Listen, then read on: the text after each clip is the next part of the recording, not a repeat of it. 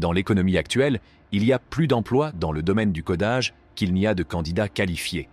Cela signifie qu'il y a une forte demande de personnes ayant des compétences en codage.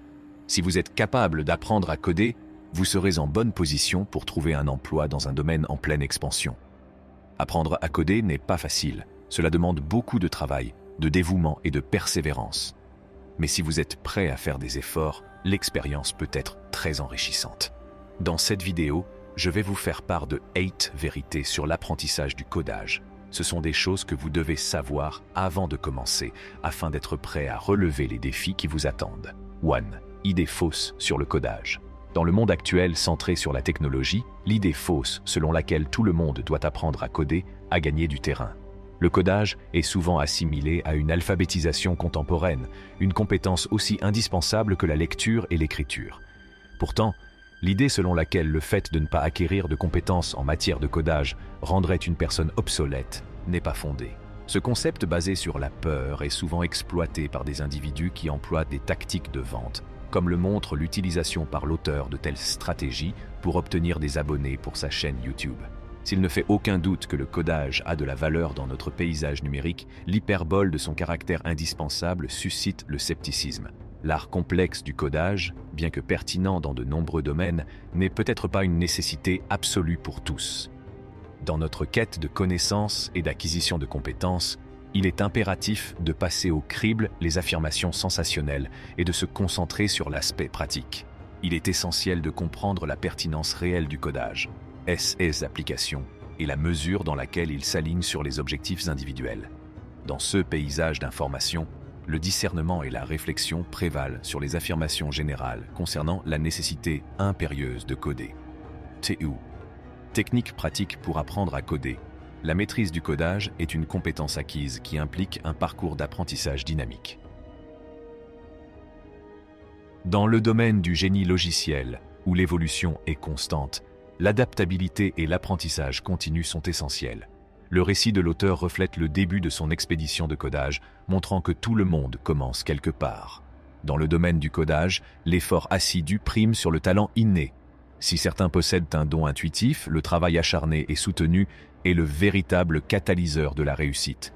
L'idée que la maîtrise dépend davantage d'un engagement et d'un dévouement sans faille trouve un écho profond, alors que le domaine endurer l'inconfort ouvre la voie à une fusion harmonieuse de la connaissance et de la compétence, en résonance avec le principe selon lequel la croissance authentique germe dans le terreau du défi. Choisir un langage de programmation. Parmi la vaste étendue des langages de programmation, le choix du point de départ est moins important qu'on ne le pense souvent. La sélection initiale d'un langage n'est qu'un simple réceptacle pour un objectif plus large, devenir un spécialiste de la résolution de problèmes. Si les langages diffèrent par leur syntaxe et leurs nuances, c'est la capacité à relever efficacement les défis qui priment. L'acquisition de compétences en programmation repose sur la compréhension des modèles de programmation, qui transcendent les subtilités de la syntaxe. Le fait de se concentrer sur la compréhension des structures fondamentales qui sous-tendent la construction du code offre une polyvalence entre les langages. Cette connaissance fondamentale est une pierre angulaire qui facilite la transition entre les différents langages. Dans l'arène des entretiens techniques, la capacité à résoudre des problèmes l'emporte sur les connaissances linguistiques spécifiques. Les recruteurs apprécient les candidats qui font preuve d'une grande capacité d'analyse, d'adaptabilité et de créativité. La capacité à disséquer des problèmes complexes et à concevoir des approches innovantes est la marque de fabrique d'un programmeur compétent. En fin de compte, le langage de programmation n'est qu'un moyen d'affiner la capacité à décoder et à résoudre les problèmes. Se doter d'un sens aigu de la résolution des problèmes permet de jeter les bases de la réussite dans le paysage varié des langages de codage et des scénarios d'entretien. 5. Devenir un bon résolveur de problèmes. Au cœur de la maîtrise du codage se trouve l'art de la résolution de problèmes, une compétence indispensable qui alimente un apprentissage efficace. La résolution de problèmes n'est pas simplement un exercice théorique, mais s'épanouit dans le domaine du codage actif.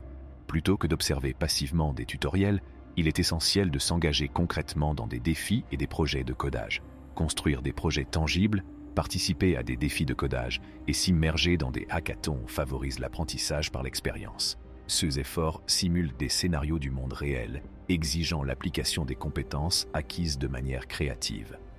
Grâce à cette approche pratique, les compétences en matière de résolution de problèmes s'épanouissent et la dextérité technique s'approfondit. La constance est le fondement des progrès en matière de codage. Cultiver une pratique quotidienne du codage habitue à la résolution de problèmes et renforce la rétention des connaissances.